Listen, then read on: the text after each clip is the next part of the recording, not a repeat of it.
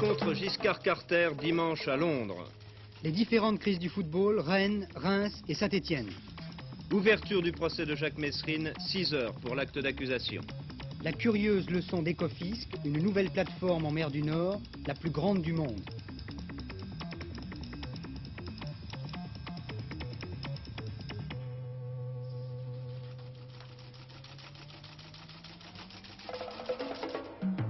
Madame, mademoiselle, monsieur, bonsoir. Pourquoi ne pas commencer ce soir par un éclat de rire, par un signe évident de joie qui couronne des efforts, de patience, de ténacité, de volonté. Marie-Christine de Bourse, qui avait représenté la France aux Jeux Olympiques de Montréal, a donc sauté hier devant vous, devant les caméras d'Antenne 2, 1,91 m au cours de l'émission La tête et les jambes. C'était une heure de détente, un jeu, avec brusquement une tension que les témoins ont traduit. Il va décidément se passer quelque chose.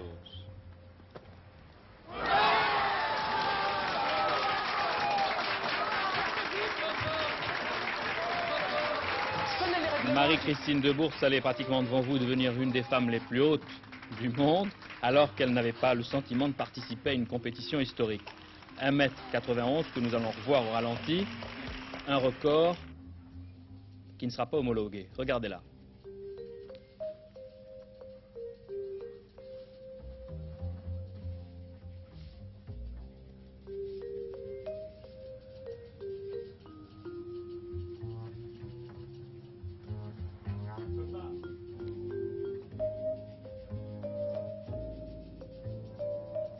Voilà, Marie-Christine, bravo, c'est la première fois que vous vous regardez sauter de cette façon-là, en tout cas hier, après l'émission. C'était en direct, vous étiez tellement concentré que vous avez oublié les regards. Et ça vous fait quelque chose de savoir que le record ne sera pas homologué? Oui, un petit peu quand même, parce que cette performance, il va falloir la réaliser de nouveau dans une compétition officielle. J'espère la réaliser, évidemment. Mais enfin, j'aurais bien aimé qu'elle soit homologuée. Mais de toute façon, c'est pas possible, alors on passera là-dessus. Avec un tel saut à Montréal, je crois que vous auriez obtenu la médaille d'argent, c'est ça? Oui, c'est vrai, oui, j'aurais été sur le podium. Ça aurait été une excellente performance. Vous avez vu à Montréal, et je pensais comme d'autres, que depuis, vous vous entraîniez beaucoup moins, que vous avez pratiquement abandonné l'entraînement, qu'il y avait plus d'urgence pour vous. Disons que, oui, après Montréal, il y a eu une espèce de démobilisation psychologique, disons, où j'étais un peu saturée de l'entraînement, des compétitions. Saturée en plus parce que j'avais un peu échoué à Montréal et bon, j'ai repris les chemins du stade, disons vers fin novembre, et puis voilà, j'ai repris l'entraînement assidûment, et puis j'ai eu des tas d'ennuis dans l'hiver, des tas de blessures, des tas de choses, et l'émission de La tête et les jambes m'a permis de me remettre en selle, et je remercie pour ça. Mais vous continuez, pour atteindre quoi? Qu'est-ce qui motive cette sorte de volonté de vous dépasser, alors que vous allez au-delà des compétitions et des performances probablement? Oui, c'est-à-dire qu'on essaye toujours d'aller au-delà de soi-même. En fait, c'est un cercle vicieux. Une fois que vous avez mis le doigt dans l'engrenage, on essaye toujours de faire mieux que ce qu'on fait. Et puis, en fait, on n'est jamais satisfait de ce qu'on fait. Là, hier, j'ai sauté un 91. Bon, ben, maintenant, c'est une page tournée. Il va falloir aller plus haut, toujours plus haut. Et c'est une espèce d'engrenage, une espèce de motivation de toujours faire mieux que ce qu'on... Mais pourquoi? Essayer de se dépasser. Pourquoi? Vous l'expliquez? Pourquoi? Je trouve ça merveilleux d'essayer de se dépasser à chaque fois, d'essayer de faire mieux. J'ai souvent entendu dire de vous, Marie-Christine, c'est normal, elle avait des dons. Est-ce que c'est aussi simple que ça? Non, c'est pas aussi simple que ça. J'avais peut-être des dons au départ, mais je vous assure qu'il y en a énormément de filles de mon âge qui avaient les mêmes dons que moi et qui sautaient aussi haut que moi. Seulement, voilà, j'ai mis 10 ans à m'entraîner, pour m'entraîner et à faire arriver à cette performance. Je me suis soumise à un entraînement assez dur, tous les jours, 2 heures à 3 heures d'entraînement par jour, et tout le monde n'accepte pas de le faire. Encore aujourd'hui? Encore aujourd'hui. Bravo. Lorsque les footballeurs des équipes qui participent au championnat de France de football vont pénétrer tout à l'heure sur les stades, ils n'auront pas forcément l'âme gaie. Il y a dans l'air une importante réforme du football. Après Lille, Rennes, Marseille, Laval, voici Reims. Le stade de Reims accuse, selon son président, M. Basler, un trou de 5 200 000 francs. C'est pourquoi il a présenté à M. Claude Lamblin, le nouveau maire communiste de Reims, un plan d'austérité pour obtenir une subvention municipale. Alors ce plan prévoit le transfert de certaines vedettes du club, des salaires mensuels limités pour les joueurs à 12 000 francs et la suppression définitive de ce qu'on appelle, si vous voulez en termes poétiques, les surplus et avantages individuels. Pour Rennes aussi, l'heure de la vérité approche. Il lui faut, pour ne pas disparaître, quelques millions de francs que le maire socialiste, M. Hervé, n'est apparemment pas tout à fait décidé à lâcher. Entre Rennes et le football professionnel, c'est le divorce. Le glorieux Stade Rennais, 2 fois vainqueur de la Coupe de France, n'est plus qu'une ruine. Et les Bretons, devant le constat de faillite, crient au scandale. On leur avait promis une équipe 100% bretonne, capable de se qualifier pour une Coupe d'Europe, et ils y avaient cru. Aujourd'hui, ils doivent déchanter. Pas de football BZH au Stade Rennais, et la relégation humiliante en 2e division. La Bretagne bretonnante a mal pris cet échec. Elle réclame la tête du président Lemoux pour cause de trahison, mais celui-ci plaide non coupable par l'intermédiaire de son conseiller juridique. Non, nous ne faisons pas un constat de faillite aujourd'hui. En fait, ce qui s'est produit, c'est que depuis 4 ans, nous gérons une situation de faillite. Et quand nous avons trouvé le Stade Rennais il y a 4 ans, le déficit était déjà important. Et depuis cette date, nous n'avons fait que maintenir ce déficit. Mais au niveau de la gestion quotidienne, nous avons assuré l'exploitation du Stade Rennais. Et le trou qu'il y a aujourd'hui est un trou d'il y a 4 ans. En fait, nous a manqué des finances il y a 4 ans. Victimes de la crise, les professionnels du Stade Rennais n'ont plus de salaire, plus de primes, plus d'assurance pour l'avenir. Pour faire pression sur les négociateurs, ils avaient menacé de faire grève. Mais finalement, ils ont changé d'avis et joueront ce soir contre Bastia. Nous avons choisi de jouer pour ne pas fausser d'une part le championnat et d'autre part notre attitude qui aurait été de ne pas jouer aurait mis le Stade Rennais en faillite immédiate.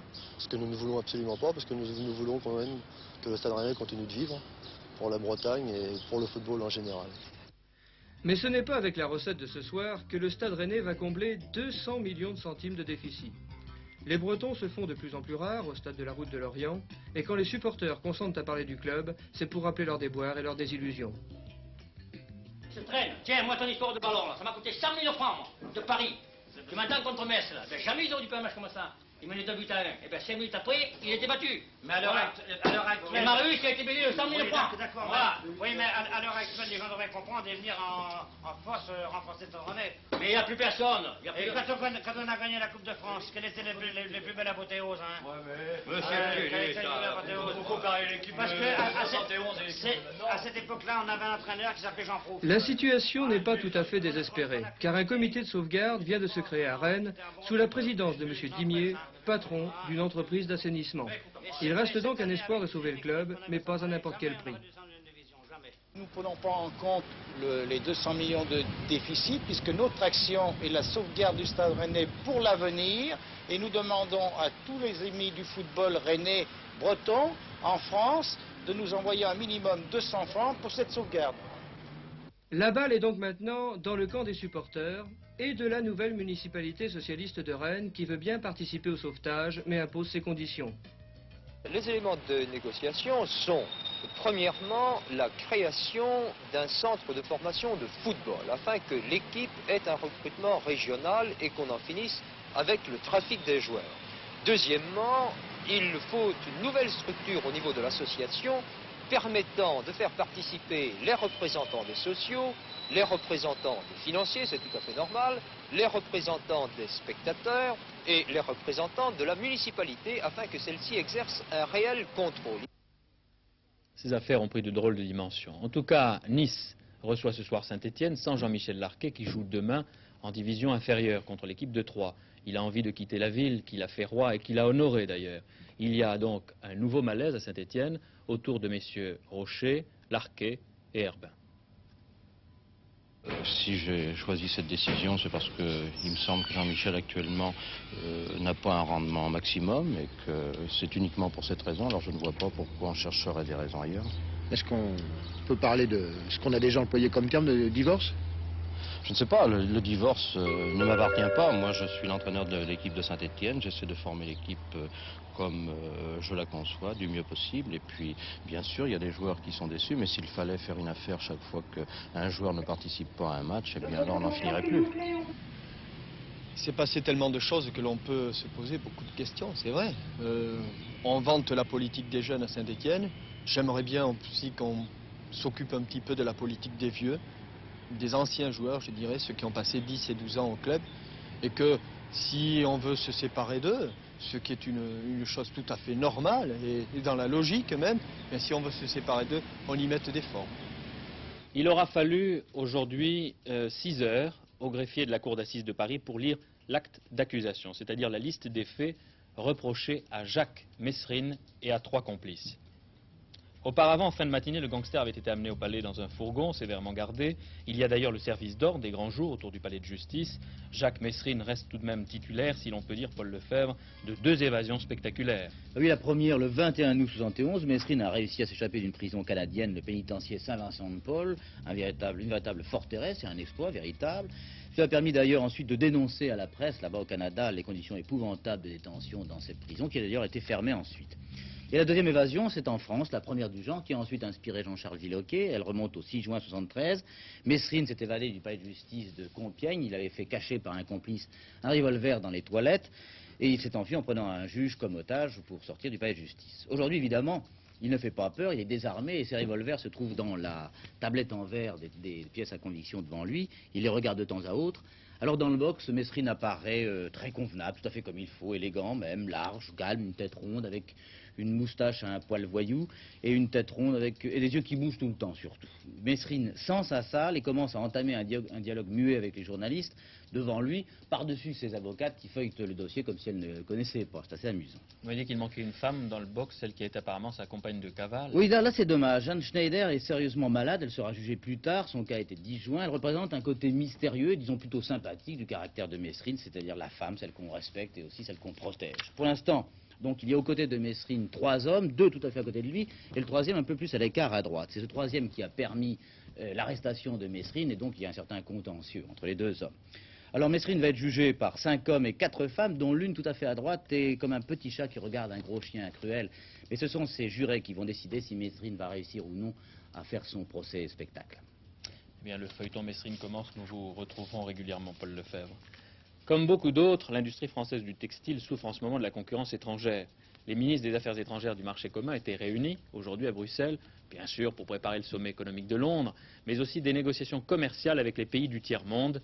Ils produisent tous du textile. Les ministres ont évidemment beaucoup parlé de la très prochaine conférence de Londres et de la façon dont les 9 devraient s'y comporter, ce qui n'est pas toujours très facile, mais aussi de problèmes beaucoup plus terre-à-terre, ainsi du renouvellement de l'arrangement multifibre. Attention, sous ce nom barbare, il y a un problème qui touche directement pas loin d'1 million de travailleurs français, ceux qui vivent de l'industrie textile, qui ne se porte pas très bien. Il y a 3 ans, lorsque l'arrangement multifibre donc a été conclu, il était destiné à aider les pays en voie de développement en obligeant les 9 du marché commun à importer de plus en plus de produits textiles, ce qu'aujourd'hui les 9 ne peuvent plus se permettre de faire. Et raison de plus, pour réviser cet accord, on s'est aperçu que bien loin de profiter aux innombrables masses de l'Inde ou du Pakistan, c'était un petit nombre de petits pays, Singapour, Macao, Corée, qui monopolisait presque tous les bénéfices émanant de la générosité des pays du marché commun. Pendant ce temps, en France, depuis 1970, 100 000 emplois ont disparu dans le secteur du textile et de l'habillement. Pourquoi? 2 raisons essentielles. 1. Modernisation de l'outil, c'est-à-dire des machines plus perfectionnées et moins d'ouvriers pour le même travail. 2. Développement des importations, en particulier des pays à bas salaire. Les industriels du textile français protestent. Dans ces pays, disent-ils, où les salaires sont beaucoup moins élevés que chez nous, les charges sociales sont faibles, les entreprises payent moins d'impôts et de taxes, bref, la concurrence est inégale. Résultat, par exemple, 6 pullovers sur 10 sont fabriqués ailleurs qu'en France. En tête des pays accusés de pratiquer chez nous une concurrence sauvage, la Corée. Il nous faut trouver la maison qui a la meilleure fabrication et les meilleurs prix. Les Coréens fournissent beaucoup l'Amérique. Ils ont de gros quotas d'exportation pour l'Amérique. Ils vendent aussi au Japon et en Australie. Et par conséquent, ils sont arrivés à faire des modèles qui sont très acceptables pour l'Europe. Donc, à qualité égale, l'importateur français fera affaire là où c'est le moins cher, et on ne peut pas lui en vouloir. De l'autre côté, l'exportateur coréen ne comprend pas quand on l'accuse de casser les prix, de dumping. Peut-être, ça peut être considéré comme dumping. Mais si on considère la différence de coût de main-d'œuvre, on ne pourrait pas tout à fait si facilement définir que comme dumping. Les produits que vous vendez en France, vous Coréens, sont-ils beaucoup plus nombreux en masse et en valeur que ceux que vous achetez? Nous exportons à peu près la moitié que nous importons de la France, en valeur.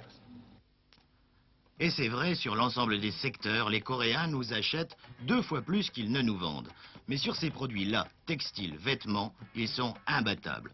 Et on pourrait citer aussi les chaussures, et puis les jouets. Alors, tant que des ouvriers ailleurs dans le monde gagneront 2 ou 5 fois moins que les nôtres, le problème des importations à bas prix risque de tourner en rond. Voilà un des thèmes de la rencontre de Londres.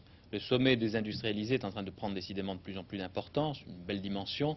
Un des temps forts sera sans aucun doute, à mon avis, la rencontre que l'on vient d'apprendre. Giscard d'Estaing, Jimmy Carter, les deux hommes ne se connaissent pas. Ils ont pris rendez-vous dimanche matin à la résidence de l'ambassadeur de France à Londres. En politique, j'ai appris tout à l'heure que M. Raymond Barre a invité à déjeuner à l'hôtel Matignon Jacques Chirac. Le déjeuner politique, bien sûr, aura lieu vendredi. Alors quel sens vous lui donnez, Noël Copin? À défaut d'une réconciliation définitive, on peut penser que ce sera sans doute un premier pas vers la désescalade, un premier pas vers la normalisation des rapports au sein de la majorité. On sait que ce déjeuner avait été décidé il y a quelques jours en plein remous du débat de politique générale. Et depuis, le climat s'était quelque peu amélioré au sein de la majorité. On peut penser que d'abord il s'agira pour les deux hommes au cours de ce tête-à-tête de réfléchir à la façon de faire que la session parlementaire se passe bien. Le gouvernement en effet a décidé de maintenir la discussion de 3 projets qui sont autant de pierres d'achoppement au sein de la majorité, le FMI, l'Europe, la taxe professionnelle. Et puis, je dirais même surtout, les deux hommes discuteront sans doute de leurs différentes conceptions de la stratégie politique de la préparation des 10 mois qui viennent. L'un et l'autre confronteront vraisemblablement ce qu'ils entendent par faire de la politique. Est-ce gouverner, est-ce préparer les élections, est-ce l'un et l'autre à la fois, et comment se répartir ces tâches? Il y aura sans doute d'autres déjeuners. Vous savez ce qu'ont répondu les éboueurs parisiens hier, je crois, en réponse aux propositions de la mairie de Paris? Que dalle. Devant cette fermeté, l'un des adjoints de M. Jacques Chirac est en train d'étudier de nouvelles propositions susceptibles de mettre fin enfin à cette grève. En attendant, le plan aspirateur continue. Les militaires ont enlevé aujourd'hui près de 4000 tonnes d'ordures, pas seulement pour nettoyer Paris, mais aussi, et vous l'ignoriez peut-être, parce que le contenu de vos poubelles peut aussi servir. Regardez. Plus d'1 million de tonnes d'ordures ménagères sont produites et doivent être ramassées chaque année à Paris. Cela fait plus d'1 kilo par jour et par Parisien. Mais que trouve-t-on au juste dans nos poubelles? Des poussières ou des cendres, 37% de papier et de carton, du verre, des chiffons, 18% de matière organique et 1% de matière plastique. Mais on estime qu'en 80, les matières plastiques représenteront 5% et peut-être 20% en l'an 2000. L'enlèvement des ordures et leur destruction est un impératif sous peine de rendre l'air irrespirable et que des épidémies se déclarent. 3 usines dépendantes de l'électricité de France se chargent d'incinérer ces ordures. À Saint-Ouen, à Issy-les-Moulineaux et à Ivry, qui possèdent d'ailleurs le four le plus puissant du monde. Les procédés employés permettent d'intéressantes récupérations, notamment pour chauffer de l'eau servant au chauffage urbain en hiver et à la production d'électricité en été. Ces ordures sont incinérées, ce qui permet une récupération d'énergie assez intéressante, puisque au total, ça correspond à peu près, au point de vue vente d'énergie, à une économie de 200 000 tonnes de pétrole pour une incinération de 1 500 000 tonnes d'ordures ménagères. On pourrait faire beaucoup plus dans la récupération. On pourrait presque considérer les ordures comme un minerai. Les industries de récupération en France ont déjà un chiffre d'affaires de l'ordre de 5 milliards. Une tonne d'ordures donne environ 350 kg de mâche-fer, et ce mâche-fer contient du fer surtout, mais de l'aluminium, du cuivre, du plomb, du zinc et du verre. Les réserves de toutes ces matières sont relativement faibles et l'on cherche déjà comment les récupérer dans nos poubelles. Les premiers essais ont montré que pour chaque tonne d'ordures, on pouvait récupérer 160 litres d'huile, 70 kg de métal, 60 kg de verre et 80 kg de déchets combustibles. Reste à savoir quel sera le rendement de tout cela s'il n'y avait pas les problèmes économiques. Une usine comme celle d'Ivry, qui ne fait que du courant et de la vapeur d'eau, coûterait à construire, si on la faisait aujourd'hui, plus de 300 millions de francs. Jimmy Carter disait hier qu'il défendra jusqu'au bout les droits de l'homme. Le président Carter poursuit donc sa politique de moralisation. Et les négociations qui viennent de s'ouvrir à Paris avec le Vietnam en font sans doute partie. Pour la première fois depuis la chute de Saïgon, Américains et Vietnamiens, vous vous souvenez des rencontres Kissinger-Libito, se sont rencontrés dans la capitale française. Ils ont discuté pendant plus de 3 heures, en français, pour savoir comment ils pourraient un jour renouer la relation diplomatique. Des Américains à l'ambassade du Vietnam, l'histoire ne se répète jamais, elle bégaye, dit-on, n'empêche. On peut difficilement ne pas penser aujourd'hui à ce 27 janvier 1973, à ces fameux accords de Paris, d'Henry Kissinger et le duc Tho. Mais à une différence près tout de même. Il y a 4 ans, alors que la guerre ravageait le Vietnam, on parlait de paix. Aujourd'hui, alors que les canons se sont tus, on renverse le problème et l'on va parler de guerre. C'est un paradoxe, mais maintenant que les passions se sont calmées, il est plus facile de reprendre les problèmes restés en suspens entre les deux pays. Côté américain, c'est Richard Holbrooke, secrétaire d'État adjoint chargé des affaires de l'Asie orientale, qui conduit la délégation. Côté vietnamien, c'est le vice-ministre des Affaires étrangères, M. Phan Nguyen. Sur le tapis, le sort des 800 militaires américains portés disparus et la dette de guerre des États-Unis au Vietnam. En toile de fond, la normalisation des relations entre Washington et Hanoï. De toute évidence, on est décidé à aboutir à un accord sur l'ensemble des problèmes, d'autant que les États-Unis ne sont pas mécontents de la nouvelle politique affichée par le Vietnam, cette volonté d'indépendance, cette ouverture diplomatique tous azimuts, dont le dernier exemple date d'il y a moins d'une semaine, la visite en France du Premier ministre vietnamien, M. Phan Van Dong. En Irlande du Nord, où les protestants ont appelé à la grève générale, l'armée et la police sont mobilisées. Le début du mouvement a été marqué cette nuit par quelques attentats à l'explosif qui n'ont pas fait de victimes. En tout cas, la grève semble peu suivie. Et maintenant une devinette, si vous voulez, Tartuffe. Comment dit-on Tartuffe en norvégien? Ekofisk, vous savez, la marée noire. Toute la semaine dernière, c'était pour nous tous un vrai feuilleton. On a entendu des dirigeants norvégiens jurer les grands dieux qu'ils ne recommenceraient pas tant qu'il n'y aurait pas des mesures de sécurité suffisantes sur les plateformes. Eh bien, les Norvégiens ont la mémoire courte. Figurez-vous qu'ils sont en train de mettre en service une nouvelle plateforme qui sera la plus grande du monde. François Cornet. Champ pétrolifère d'Ecofisk. Le puits 14 de cette plateforme infernale est en éruption. 4000 tonnes de pétrole se déversent quotidiennement dans la mer du Nord. Un homme de 62 ans, Red Adair, le pompier du Texas, arrête l'hémorragie et met fin à la grande peur noire du siècle.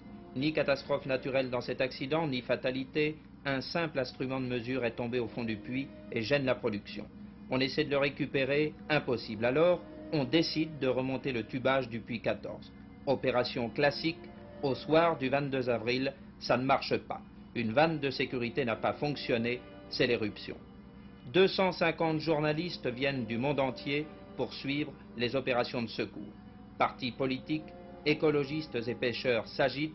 Le gouvernement norvégien donne l'ordre de stopper la production à Ekofisk.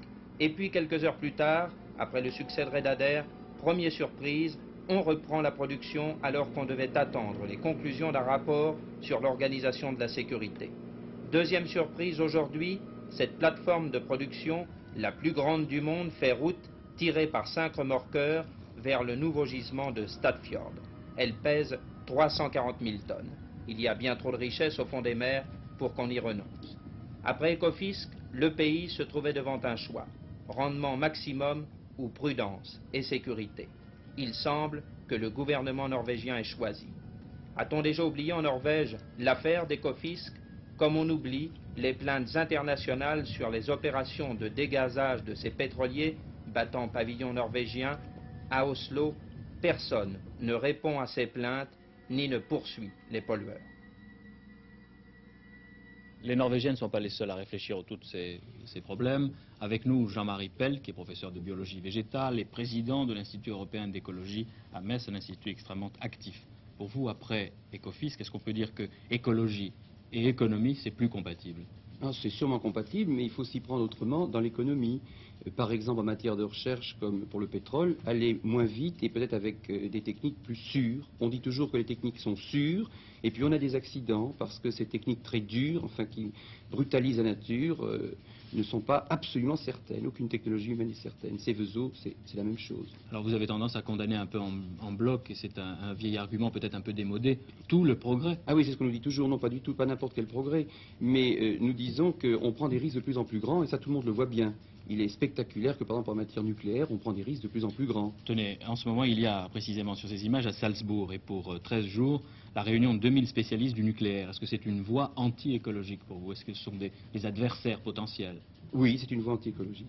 Parce qu'on y va beaucoup trop vite, parce qu'on a eu brusquement peur en 1973 et qu'on a foncé dans ce créneau alors qu'on aurait pu probablement s'y prendre autrement et diversifier davantage tout de suite, parce qu'il y aura forcément un jour une centrale nucléaire qui aura un accident grave. Mais les risques sont minimes. Minime, oui, sûrement, mais le risque était minime de voir un Boeing 747 s'écraser à Tenerife, il s'est écrasé quand même. Alors comment feront les sociétés qui n'ont pas de matières premières et de ressources énergétiques? Eh bien, je crois qu'il y a des nouvelles matières premières à trouver. Je pense que nous n'avons pas de matières premières en France, donc nous faisons du nucléaire. Mais nous l'avons multiplié par 10 en 5 ans. C'est une rapidité de développement effroyable, enfin, alors qu'on n'a pas de recul. On aura fait plus de 30 centrales avant que la première fonctionne. Si elle fonctionne mal, on se casse la figure, comme pour le Concorde. C'est très dangereux d'aller si vite. Et puis, il y a les économies d'énergie. Et c'est très intelligent de faire des économies d'énergie, ça crée des emplois. Vous allez nous faire croire que la situation actuelle est une situation de faux chômage en France, en Allemagne, etc. Vous allez vous faire honnir par la plupart des partis politiques et de ceux qui sont au chômage, d'ailleurs. Je pense par exemple que si on supprimait une centrale nucléaire et qu'on mette cet argent dans l'isolement thermique et phonique des appartements, ça ferait d'abord que les gens paieraient moins leur chauffage. De petites économies. Oh, pas de petites économies, 20 à 30%, c'est bien. Quand on a son chauffage à payer en fin de mois, ça vaut la peine. Et puis ça crée de l'emploi, parce que pour ça, il faut le faire, ce travail. Et quoi encore Et puis ça améliore la santé, parce que le bruit dans les appartements est désastreux. Vous savez le nombre de gens qui sont malades du bruit. Quels autres exemples vous pouvez donner? On veut voyager, si vous voulez se déplacer beaucoup en voiture, on veut prendre des transports en commun pour les travailler. Il faut donc une politique musclée de transport en commun, une vraie volonté de transport en commun. La voiture, c'est pour se promener le dimanche.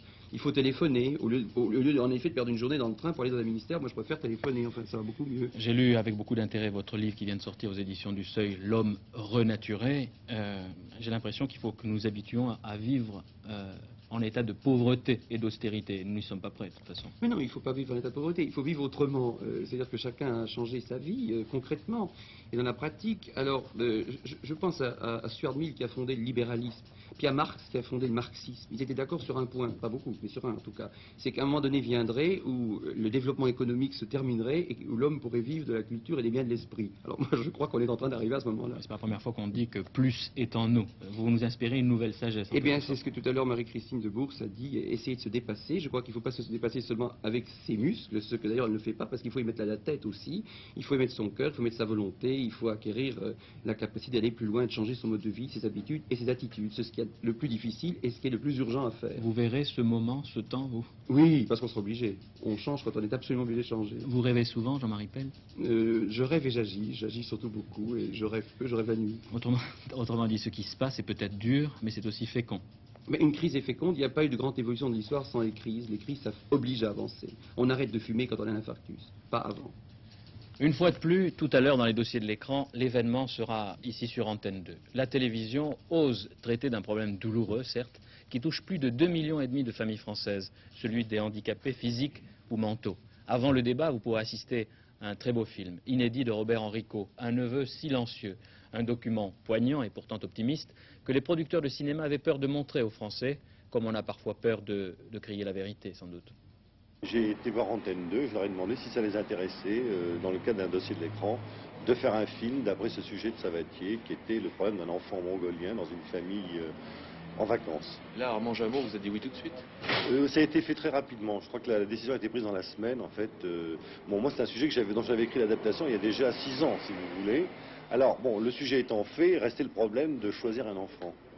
Je ne voulais pas prendre un petit comédien pour jouer le rôle d'un enfant trisomique, donc on s'est mis en rapport avec l'UNAPI, qui est l'Union nationale des parents d'enfants handicapés, pour leur demander s'ils pouvaient nous aider, si d'abord le sujet leur paraissait valable et juste, pour ne pas faire justement quelque chose de faux là-dessus, et deuxièmement, s'ils pouvaient m'aider à trouver un enfant de 6-7 ans pour jouer le personnage principal du film. Alors on m'en a proposé 3. Et finalement, comme le film se tournait dans la région de Poitiers, on a choisi celui qui habitait là-bas et qui était aussi celui qui me touchait le plus personnellement. C'est-à-dire que physiquement, il n'est pas très marqué par rapport à sa maladie, mais il a tous les défauts moteurs dans ses gestes, dans son langage, qui correspondent exactement au problème. Pas trop de difficultés lors du tournage? Eh bien, ça, c'était la grosse surprise. C'est-à-dire que ce gosse a changé le film par sa façon d'être, par sa présence. On a réécrit des scènes. Il y a une scène en direct où il apprend à compter vraiment, enfin je veux dire, je n'ai pas triché, il apprend à compter avec le comédien qui lui enseigne à compter jusqu'à 5. Et il a, par son ouverture, apporté énormément au film. C'est-à-dire que tout d'un coup, nous, professionnels, comédiens professionnels, on était quelque part très humbles en face de lui parce qu'il avait une espèce d'ouverture. Et c'est ça la conclusion du film, c'est que finalement, le sujet était plutôt un sujet noir, c'est quelque chose de fermé, sans espoir. Et grâce à ce gosse qui a finalement joué le personnage principal du film, le film est devenu ouvert, c'est-à-dire que ce n'est pas un film désespéré, c'est au contraire quelque chose qui devrait ouvrir le regard des gens sur ce problème et leur faire envisager d'une façon différente. Vous retrouverez les personnages et vous comprendrez tout ce que vient de dire Robert Enrico dans quelques minutes dans les dossiers de l'écran. Après les dossiers, les dernières nouvelles de Gérard Rolls vers 23h30. La météo, aujourd'hui à 14h, les températures étaient plutôt en baisse par rapport à celles d'hier. Demain, de la Méditerranée aux Alpes et au nord-est, le ciel sera couvert avec des pluies localement accompagnées d'orages. L'après-midi, toutefois, de belles éclaircies auront lieu sur le Languedoc. Sur le reste de la France, le ciel sera variable avec encore des averses, des orages isolés. Les vents de nord-ouest seront assez forts près des côtes et les températures seront en baisse. Bonne soirée déjà avec les dossiers de l'écran et puis nous nous retrouverons demain.